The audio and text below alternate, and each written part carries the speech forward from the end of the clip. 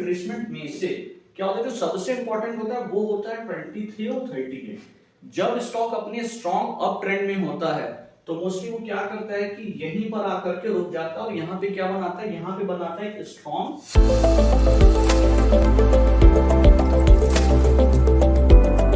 Hello traders, आज हम सीखते हैं कि फिब रिट्रेसमेंट को कैसे ड्रॉ करते हैं, कौन से उनके इंपॉर्टेंट लेवल्स और कैसे हम स्ट्रॉन्ग सपोर्ट रेजिस्टेंस को फिब रिट्रेसमेंट से समझ सकते हैं। तो चलते हैं चार्ट पे और पहले देखते हैं कि कैसे ड्रॉ होता है।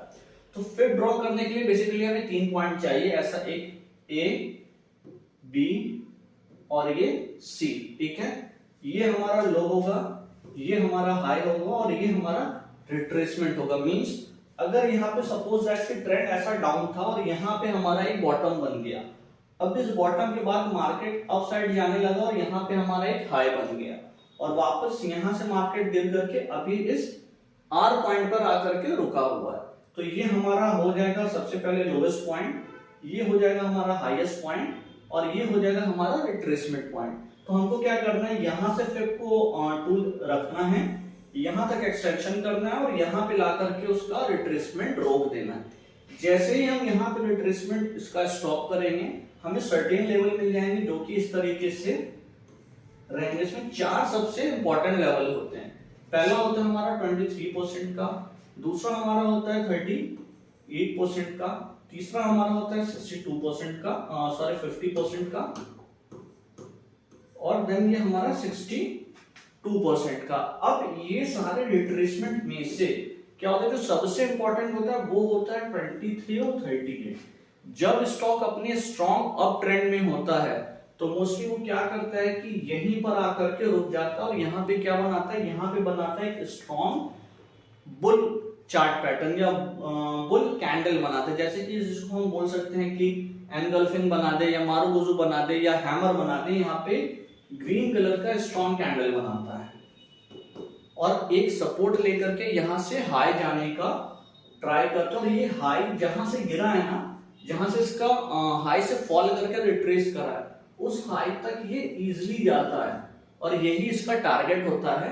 तो इस पैटर्न को, इस स्ट्रैटेजी को आप यूज करके एक छोटे स्टॉप लॉस के साथ एक बड़ा टारगेट ले सकते हो। बट कंफ्यूजन यहाँ पे आती है कि जब हमें ऐसे मल्टीपल लोज मिल रहे हो तो वहां पे हम कैसे ये डिसाइड करेंगे कि कौन वाला लो हमें लेना है। क्या हम ये भी लो ले सकते हैं, क्या ये भी लो ले सकते हैं? तो आइए इसको समझते हैं चार्ट पे।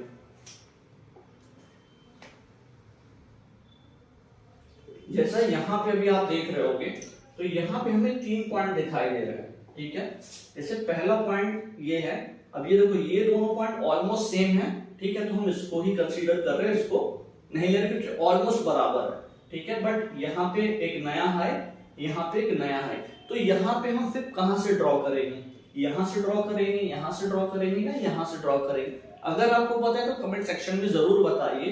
अगर हम इसे ए, बी और सी पॉइंट मान ले तो कहां से हम फिर ड्रॉ करेंगे? तो इसका आंसर है कि हम तीनों पैटर्न्स मींस तीनों पॉइंट से फिर ड्रॉ कर सकते हैं।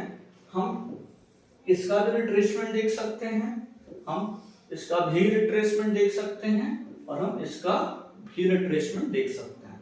ठीक है, जैसा कि अब यहाँ पे हम रिट्रेसमेंट ड्रॉ करते हैं।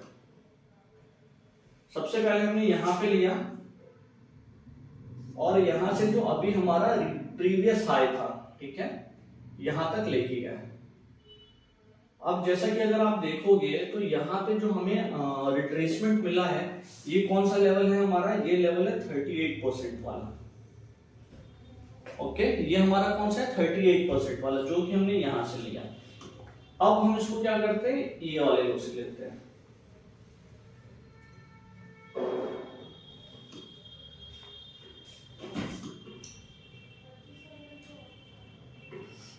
और अब हम इसको यहां से लेते हैं।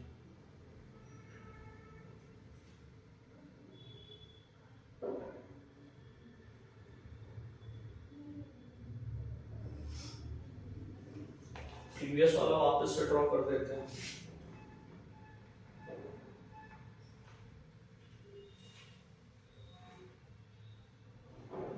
अब देखो इसमें जो सबसे इंटरेस्टिंग पॉइंट क्या आ रहा है,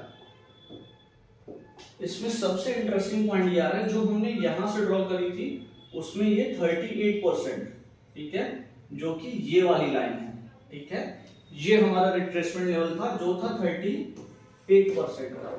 और जब हमने यहां से लिया, अगर आप देखोगे तो ये एक लाइन और है जहां पे मार्केट ने सपोर्ट किया है, और ये इस शॉर्टर यानी ये वाले रिट्रेसमेंट का 50% है।